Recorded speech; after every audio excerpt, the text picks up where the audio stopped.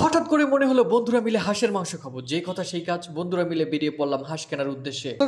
হাঁস খুঁজতে খুঁজতে ক্লান্ত, ভাবলাম চলো গরম গরম মিষ্টি খেয়ে গরম গরম জিলাপি। ওইগুলা কি?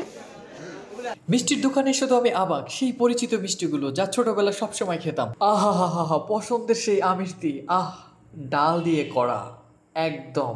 তার সাথে ছিল গরম গরম জিলাপি, সেই ছিল। খেয়ে আবার শুরু করলাম। হাঁস পাচ্ছি না। এই হাঁস দুইটা দেখতে পারো, সেই মদ্দা নামাইয়ে না, আমাদের মদ্দা হাঁস লাগবে। কদমবাড়ি হাটে মনের মতো হাঁস না পেয়ে আমরা চলে গেলাম এক নাম না জানা বৌদির হাঁসের খামারে, যেখানে নাকি অনেক ধরনের হাঁস পাওয়া যায়। দেখতে দেখতে ঘুরতে ঘুরতে চলে আসলাম বৌদির হাঁসের খামারে। আমরা যাচ্ছি এখন বৌদির হাঁসের খামারে। দেখুন কত সুন্দর পরিবেশ, দুই পাশে সুন্দর ফুল, তারপর হচ্ছে সবুজ ঘাস, তারপর হচ্ছে ডান পাশে রয়েছে সুন্দর একটি পুকুর যেখানে বড় হাঁসগুলা থাকে, যেগুলা ডিম দেয়, এবং এই পাশে যে পুকুরটা রয়েছে সেটা হচ্ছে বাচ্চাদের জন্য রাখা হয়। বাড়িতে ঢুকলেই অন্যরকম একটি পরিবেশ। এই ন্যাচারাল পদ্ধতিতে বৌদি কত সুন্দর হাঁস এবং বিভিন্ন ধরনের হাঁস পালন করতেছে। সাথে হচ্ছে হাঁসের বাচ্চাও সে পালন করে, সে নিজে এখান থেকে ফুটায়। এই হাঁসগুলা হচ্ছে ডিম দেয় এবং এই হাঁসের ডিম থেকে এই বাচ্চাগুলো হয়। তো হচ্ছে আমরা এখন হচ্ছে বৌদি আমাদের একটি কয়েকটা মুরগি দেখাচ্ছে যে কস্তুরি ভাই।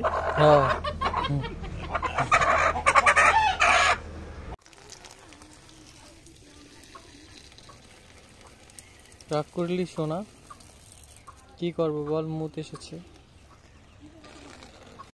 এতক্ষণ আমরা হচ্ছে বৌদির বাড়ির আশেপাশে ঘুরে বিভিন্ন কিছু দেখলাম। তারপরে হচ্ছে বৌদি পুষ্করিণীতে ঢিল মেরে হাঁসগুলোকে উপরে উঠিয়ে নিয়ে যাচ্ছে এবং এই খামারের ভিতরে ঢুকানোর পরে এখান থেকে বড় বড় যে হাঁসগুলো, তার থেকে আমরা দুইটি হাঁস তাকে দেখিয়ে দিই এবং সে সেই দুইটি হাঁস আমাদেরকে দেয়।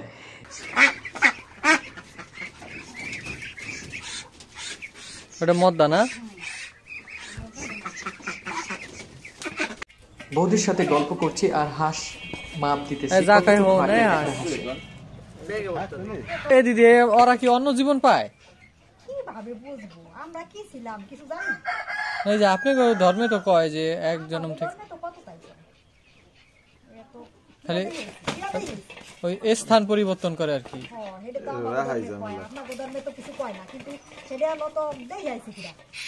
হ্যাঁ, এই তো কথা।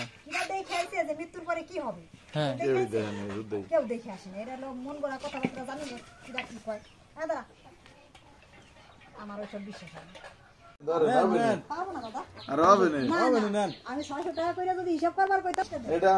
আর এক সময় দেবা না আমরা।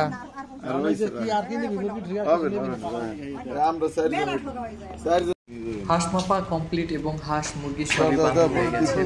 হচ্ছে মুরগি নিয়েছে, তা হচ্ছে সাথে হাঁস, কারণ মুরগিগুলো অনেক সুন্দর ছিল। প্রিয় দর্শক, এই দেখতে পাচ্ছেন বাংলার তক্তক। হাঁস কিনে মনের আনন্দে ছুটে চলেছি বাড়ির দিকে। আপনারা যদি কেউ হাঁসের দাম জানতে চান তাহলে অবশ্যই কমেন্ট করুন।